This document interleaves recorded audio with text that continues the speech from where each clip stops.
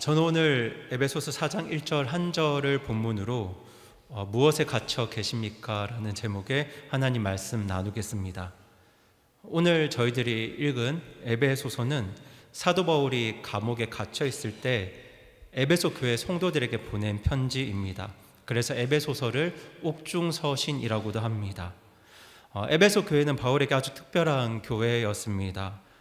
바울은 에베소라는 도시를 2번 방문했었는데요. 첫 번째 방문은 아주 짧은 방문이었습니다. 이 첫 번째 방문에서 사람들이 구원받았다는 기록은 없습니다. 그런데 바울이 에베소에 2번째 방문했을 때 처음에 바울은 에베소의 회당에서 3달 동안 말씀을 전했습니다. 그런데 당시 그 회당에 모인 사람들 중에는 바울을 비방하고 대적하는 사람들이 있었습니다. 그리고 그들은 바울을 통해서 말씀을 듣고 예수님을 믿으려 하는 사람들까지 회방하고 방해했습니다. 그래서 바울은 말씀을 전하는 장소를 바꾸기로 결정합니다. 회당에서 말씀을 전하는 장소를 바꾸는데요.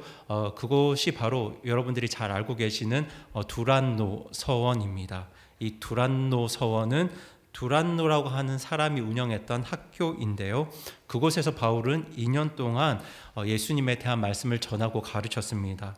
그렇게 2년간의 사역을 통해서 수많은 사람들이 구원받았고 또 예수님의 제자로 세워졌습니다. 그렇게 세워진 교회가 바로 에베소 교회입니다. 그런데 그렇게 에베소 교회를 세웠던 바울이 지금은 감옥에 갇혀 있습니다. 그리고 에베소 교회 성도들은 사도 바울이 감옥에 갇혀 있다는 소식을 듣게 됩니다. 그런데 그 소식을 들은 이 에베소 교회 성도들의 마음과 심정이 어떠했을까요? 한번 상상해 보시기 바랍니다. 바울이 감옥에 갇혀 있다는 소식을 들었을 때 에베소 교회 성도들은 정말 크게 낙심하고 실망했습니다. 바울이 복음을 전하는 일에 저렇게 열심을 내었는데, 하나님 나라를 위해서 저렇게 수고했는데 어떻게 감옥에 갇힐 수 있는가 생각하면서 정말 크게 낙심하고 실망했습니다. 그리고 그 낙심과 실망은 어찌 보면 하나님을 향한 낙심과 실망일 수도 있습니다. 바울이 주님을 위해 얼마나 많은 수고를 했는데 그런 바울이 감옥에 갇혀 있다는 그 사실은 나의 인생과도 대비가 되는 것이거든요. 사실 주님을 위해서 열심히 달려온 나의 인생도 어쩌면 바울과 같은 비슷한 상황에 처할 수 있다는 그 가능성을 시사하고 있었기 때문에 바울의 소식을 들은 수많은 사람들이 낙심하고 실망했습니다. 게다가 감옥에 갇혀있는 바울을 부끄러워하는 사람도 있었습니다. 사실 지금 우리야 2000년이 지나서 이 사건을 바라보는 지금 우리야 바울이 감옥에 갇혀있다는 사실이 전혀 부끄럽지 않습니다. 하지만 당시 사람들의 입장에서 보면 이게 충분히 이해가 가는 상황입니다. 사도 바울이 활동하던 당시 로마 제국에는 합법적인 종교들이 많았습니다. 당시 로마 제국은 세상에 큰 무리를 일으키는 종교만 아니면 웬간하면 그 종교들을 합법적인 종교로 인정을 해 주었습니다. 그리고 유대인들의 유대교 역시 그런 합법적인 종교 중에 하나였습니다. 그런데 어떤 종교의 지도자가 감옥에 갇혀 있다는 소식은 그 종교가 무언가 불법적이고 잘못된 것이 많다는 이미지를 세상 사람들에게 줄 수 있었기 때문에 바울이 감옥에 갇혀 있다는 사실을 부끄러워하는 당시 교회 성도들이 참 많았습니다. 그리고 어떻게 보면 지금 우리에게도 그런 일이 일어날 수 있습니다. 만약 우리 교회 목사님이나 저희 사역자들이 감옥에 간다면 여러분들 마음이 어떻겠습니까? 그것도 비윤리적인 죄를 지어서가 아니라 세상이, 국가가 우리의 설교와 가르침이 잘못되었다고 판단해서 우리 교회 사역자들을 감옥에 보낸다면 저는 개인적으로 정말 많은 분들의 믿음이 흔들릴 거라고 생각합니다. 물론 하나님 말씀에 대한 견고한 신앙을 가진 분들은 그릇된 세상에 맞서서 하나님 말씀을 똑바로 전하는 설교자들을 자랑스러워 하실 수도 있을 겁니다. 그런데 분명 또 한편으로는 정말 많은 분들의 믿음이 흔들릴 수 있다고 저는 그렇게 생각합니다. 그게 잘못되었다는 게 아니라 우리 모두가 연약한 사람이기 때문에 이런 현상이 충분히 가능하고 굉장히 자연스럽고 당연한 일이라는 걸 지금 말씀드리고 싶었습니다. 그래서 당시 에베소 교회의 많은 성도들이 바울이 감옥에 갇혔다는 소식을 듣고 바울도 부끄러워했고 자기가 믿는 믿음도 무언가 의심을 가지면서 조금 부끄러워했습니다. 자기가 바울이 세웠던 교회를 다닌다는 그 사실에 부끄러워했습니다. 그래서 바울이 그들을 향해서 어떻게 말하냐면요, 에베소서 3장 13절에서 이렇게 말씀하고 있습니다. 저희 다 함께 에베소서 3장 13절 말씀을 한 목소리로 읽어보겠습니다. 시작. 그러므로 내가 바라노니 너희를 위한 나의 환난들로 인해 너희는 낙심하지 말라. 그것은 너희의 영광이니라. 아멘. 네, 지금 13절에서 바울은 에베소 교회 성도들에게 자신이 당한 환난들로 인해서 낙심하지 말라고 합니다. 그리고 그 이유를 뭐라고 말하고 있냐면, 지금 바울이 당하는 환난이, 그러니까 바울이 감옥에 갇혀 있다는 그 사실이 그들에게, 에베소 교회 성도들에게 영광이기 때문에 낙심하지 말라고 말씀하고 있습니다. 그렇다면 여러분, 우리가 여기서 생각해 보아야 할 것이 있는데요, 여러분께서 지금 내가 에베소 교회 성도가 되었다고 생각하시고 그 입장에서 한번 생각해 보시기 바랍니다. 과거에 우리 교회 지도자였던 분이, 우리 교회를 세웠던 분이 지금 감옥에 갇혀 있는데, 감옥에 가 계시는데 어떻게 지금 그 사실이 부끄러움이 아니라 우리에게 영광일 수 있을까요? 저는 오늘 본문이 그 이유와 아주 깊은 연관이 있다고 생각하는데요, 저희 오늘 본문 에베소서 4장 1절 말씀을 다시 한번 읽어보겠습니다. 네, 4장 1절 같이 읽어보겠습니다. 시작. 그러므로 주의 갇힌 자 된 내가 너희에게 간청하노니 너희는 너희를 부르실 때 허락하신 그 부르심에 합당하게 걷고. 네, 여기서 지금 바울은 자신을 소개할 때 주의 갇힌 자라고 자신을 소개합니다. 지금 본문, 우리 본문은, 흠정의 성경 본문은 주의 갇힌 자로 되어 있는데요, 이 부분은 영어 킹 제임스 성경에 The Prisoner of the Lord를 직역해서 주의 갇힌 자로 번역했습니다. 그런데 이 부분을 데스미오스 앤 키로라는 이 헬라어 원어로 보았을 때는 주의 갇힌 자라는 뜻보다는 주 안에 갇혀 있는 자라는 뜻이 더 강합니다. 주 안에 갇힌 자라는 뜻입니다. 그래서 개역 성경은 이 부분을 주 안에 갇힌 자라고 번역했습니다. 그러니까 지금 바울은 내가 주님 안에 갇혀 있다고 에베소 교회 성도들에게 말하고 있습니다. 그런데 사실 사람들이 보기에 바울은 주님 안에 갇혀 있는 것이 아니라 지금 어디에 갇혀 있나요? 네, 감옥에 갇혀 있습니다. 지금 바울은 감옥에 갇혀 있거든요. 그것도 로마 제국의 감옥 안에 갇혀 있습니다. 때문에 바울은 사실 자기를 소개할 때 감옥 안에 갇힌 자라고 소개해야 합니다. 그것도 당시 로마 제국의 황제였던 네로 황제의 감옥 안에 갇힌 자라고 말해야 됩니다. 그런데 바울은 지금 자기를 소개할 때 황제의 감옥에 갇힌 자라고 말하지 않고 내가 주 안에 갇혀 있다고 말하고 있습니다. 황제의 포로가 아니라 예수 그리스도의 포로라고 지금 바울은 말하고 있는데요, 그렇다면 여러분, 여기서 주의 갇힌 자, 주 안에 갇힌 자라는 이 말에는 어떤 의미가 있을까요? 이 말에 어떤 의미가 있냐면, 이 말 안에는, 이 주에 갇힌 자, 주 안에 갇힌 자라는 이 말 안에는 내가 어떤 상황과 형편에 처하더라도 나는 절대로 주님을 벗어날 수 없다, 나의 마음은 절대로 주님 밖으로 벗어날 수 없다는 뜻이 포함되어 있습니다. 그러니까 무슨 일이 있어도 나는 주님 밖으로 벗어날 수 없다는 뜻입니다. 물론 이 말씀은 구원의 영원한 보장에 대한 교리와 연관된 말씀일 수도 있습니다. 하지만 저는 이 말씀 안에 주님을 향한 바울의 진짜 마음이 더 깊이 녹아 있다고 믿습니다. 지금 바울이 왜 이런 말을 하고 있냐면요, 내가 복음을 전하다가 예수님 때문에 비록 감옥에 갇히게 되었지만 지금 이런 상황이 나의 마음을 결코 주님에게서 떠나게 할 수 없다는 말을 에베소 교회 성도들에게 하고 싶었던 겁니다. 내가 감옥에 갇히더라도, 내가 어떤 고난과 어려움과 환난을 당하더라도, 설령 내가 죽임을 당하더라도 나의 마음은 결코 주님에게서 떠나지 않는다는 그 말을 하고 싶었던 거예요. 그래서 바울은 지금 자신을 주님 안에 갇혀 있는 자라고 소개하고 있는 겁니다. 그리고 이 바울의 고백이 에베소 교회 성도들에게는 정말 매우 영광스러운 고백입니다. 여러분 한번 생각해 보세요. 만약에 바울이 이 감옥이라는 상황 때문에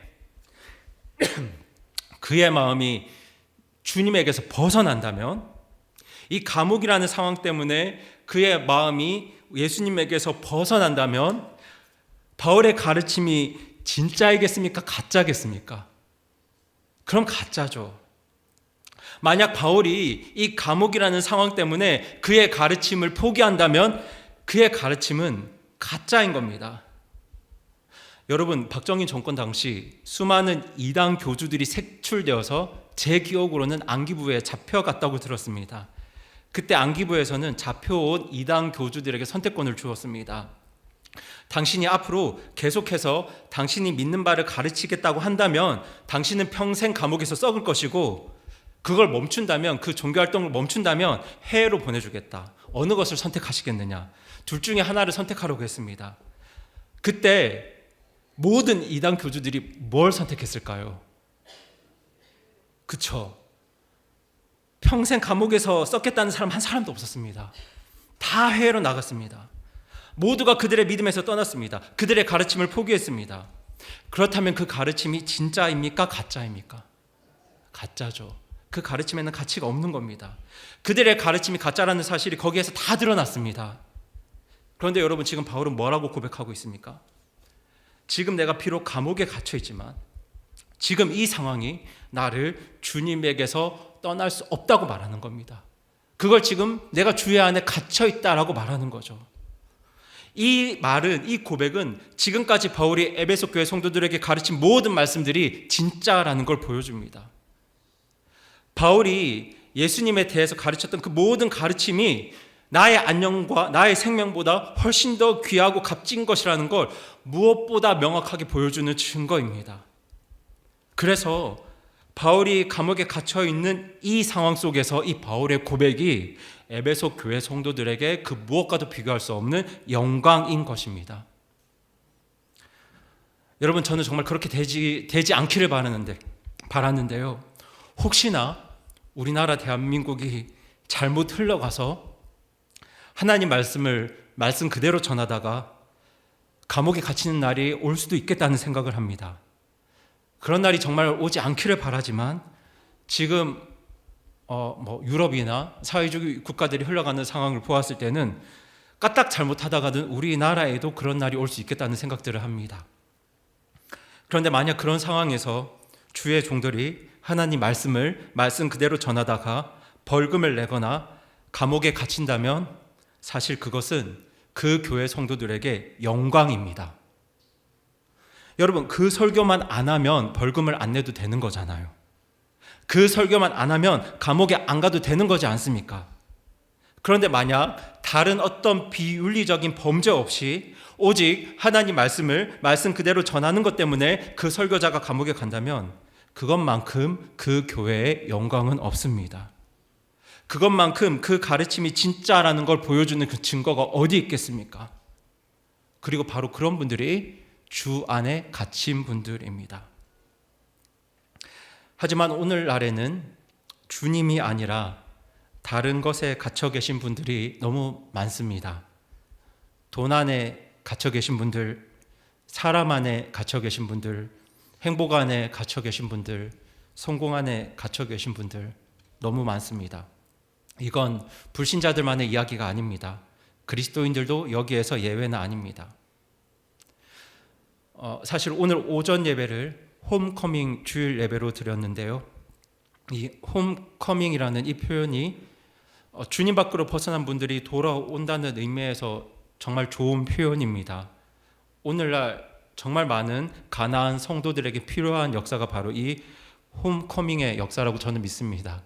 다시 교회로 돌아가는 역사가 필요하고 다시 주님 안으로 돌아오는 역사가 필요합니다. 그런 의미에서 이 홈커밍이라는 말이 참 좋은 표현이지만 또 한편으로 이 표현은 그만큼 주님에게서 벗어난 성도들이 많다는 것을 잘 보여주는 표현이기도 합니다. 구원받았지만 주님에게서 벗어난 성도들, 주님 밖으로 벗어난 분들이 참 많습니다. 여러분, 구원받은 많은 성도들이 교회를 떠나서 주님을 떠나서 살아가는 이유가 무엇이겠습니까? 그 이유가 다른 데 있지 않습니다. 주님이 아닌 다른 무언가에 갇혀 있기 때문입니다. 사람 때문에 교회와 주님을 떠나는 분들 계십니다. 그분들은 주님이 아니라 사람 안에 갇혀 계신 분들입니다. 신앙생활을 해도 행복감을 느낄 수가 없어서 떠나는 분들도 계십니다. 그런 분들은 주님이 아니라 행복 안에 갇혀 계신 분들입니다. 결혼 때문에 주님을 떠나는 분들도 있습니다. 성공 때문에 주님을 떠나는 분들도 계십니다. 그런 분들은 결혼 안에 갇혀 계신 분들이고 성공 안에 갇혀 계신 분들입니다. 그렇다면 지금 여러분은 무엇에 갇혀 계시나요? 여러분은 어디에 갇혀 계십니까? 오늘 본문에서 바울은 내가 주님 안에 갇혀 있다고 고백합니다. 그리고 실제로 바울이 그랬습니다. 만약 바울이 사람 안에 갇혀 있었다면 많은 사람들이 자신을 떠나고 배신했을 때 바울은 사역을 그만두었을 겁니다. 만약 바울이 행복 안에 갇혀 있었다면 감옥에 갇히는 그 상황에서 바울은 사역을 포기했을 겁니다. 만약 바울이 성공 안에 갇혀 있는 사람이라면 바울은 애당초 사역을 시작하지 않았을 겁니다. 하지만 바울은 다른 무엇이 아니라 주님 안에 갇혀 있는 사람이었습니다. 그렇다면 우리가 여기서 생각해 보아야 할 것은 바울이 어떻게 주님 안에 갇혀 있을 수 있었을까? 이걸 생각해 보아야 됩니다. 세상에서의 성공도 자신과 멀어졌습니다. 많은 사람이 자기를 배신하거나 자신을 떠났습니다. 인생의 마지막에 누구보다 외로웠던 사람이 바로 바울입니다. 억울한 오해와 비난과 비방을 수없이 받았습니다. 심지어 감옥에 갇히기까지 합니다. 그럼에도 불구하고 바울은 다른 무엇이 아니라 내가 오직 주 예수 그리스도 안에 갇혀 있다고 고백하는데요. 어떻게 이런 고백이 가능했을까요? 저는 그 이유가 오늘 본문의 앞부분인 에베소서 3장에 기록되어 있다고 믿는데요. 저희 다 함께 에베소서 3장 18절, 19절, 2절 말씀 함께 읽겠습니다. 시작. 모든 성도들과 함께 너비와 길이와 깊이와 높이가 어떠함을 능히 깨닫고 지식을 뛰어넘는 그리스도의 사랑을 알아 하나님의 모든 충만하심으로 충만하게 되기를 구하노라. 아멘. 여러분, 바울은 세상의 그 어떤 위로와 격려보다 강한 것을 알고 있었는데요. 그것은 바로 지식을 뛰어넘는 그리스도의 사랑입니다. 여러분, 바울이 어떤 상황 속에서도 주님 안에 갇혀 있을 수 있었던 것은 나를 향한 예수님의 사랑이 어떠한지 깨달았기 때문입니다. 나를 향한 주님의 사랑이 얼마나 깊고 넓은지, 그 사랑이 얼마나 크고 높은지 바울은 알고 있었습니다. 여러분, 그리스도 안에서 하나님이 나를 얼마나 사랑하는지 하시는지 우리가 깨닫는다면, 또 예수님께서 나를 얼마나 깊이 사랑하시는지 우리가 깨닫는다면 우리의 마음은 어떤 상황에서도 주님을 벗어나지 못합니다. 우리가 주님의 사랑을 정말 알고 있다면 우리는 주님 안에 갇혀 있을 수밖에 없습니다. 여러분, 내가 하나님을 얼마나 사랑하는지가 중요한 게 아닙니다. 내 사랑이 얼마나 큰지가 중요한 게 아니라요. 하나님이 나를 얼마나 깊이 사랑하시는지를 우리가 알아야 합니다. 그 사랑을 깨달아야 합니다. 그 사랑의 너비와 길이와 깊이와 높이가 어떠함을 알아야 합니다. 그리고 그 사랑을 알고 깨달을 때 우리는 그 사랑에 붙들림 바 됩니다. 그렇게 주님의 사랑에 붙들림 바 된 사람이, 그 주님의 사랑에 붙잡힌 사람이 바로 주 안에 갇힌 자입니다. 내가 하나님을 뜨겁게 사랑해서가 아니라 하나님이 나를 얼마나 뜨겁게 사랑하시는지를 알기 때문에 주 안에 갇힌 자로 살아갈 수밖에 없는 겁니다. 그것이 바로 네로 황제의 감옥에 갇혀있던 바울이 자신을 주 안에 갇힌 자라고 소개할 수밖에 없었던 이유입니다. 제가 이 에베소서 말씀을 묵상하면서 누구보다 제가 먼저 주님 안에 갇힌 자가 되기를 간절히 기도했습니다. 앞으로 사역을 하면서 어떤 상황을 겪게 되더라도, 어떤 일들을 당하더라도 그리스도의 사랑을 알기 때문에 나의 마음이 결코 주님 밖으로 떠나지 않기를, 그렇게 주님 뵙는 날까지 오직 주 안에 갇힌 자로 살아갈 수 있기를 정말 이 한 절 말씀을 두고 간절히 기도했습니다.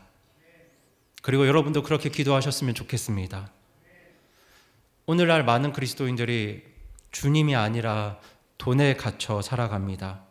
사람에 갇혀 살아가고, 성공에 갇혀 살아가고, 가족에 갇혀 살아가고, 행복에 갇혀 살아갑니다. 물론 이 모든 것들이 우리에게 필요한 것이지만 구원받은 우리 그리스도인들이 가장 간절히 바라고 소망해야 할 삶은 주님 안에 갇힌 삶입니다. 지식을 뛰어넘는 우리 주님의 사랑을 알기 때문에 어떤 상황 속에서도 주님 안에서 살 수밖에 없는 삶, 어떤 상황을 만나더라도 주님 밖으로 벗어나지 못하는 삶, 그런 삶이 구원받은 성도에게 가장 복된 삶임을 여러분 확신하시기 바랍니다. 여러분, 우리 모두가 그렇게 주님 안에 갇혀있는 삶을 살기를 간절히 바라고 소망하는 마음을 가지고 오늘은 옆에 분들께 이렇게 권면해 주시기 바랍니다. 간단하게 예수님 안에 갇힙시다, 이렇게 말씀해 주세요. 예수님 안에 갇힙시다. 네, 예수님 안에는 평생 갇혀 계셔도 좋습니다. 네, 여러분 예수님 안에 평생 갇혀 계시기 바랍니다. 그렇게 오직 예수님 안에 주님 오시는 날까지 갇혀있는 우리 교회, 우리 모든 성도분들 되기를 바라면서 이 시간 함께 일어나서 찬송하시겠습니다.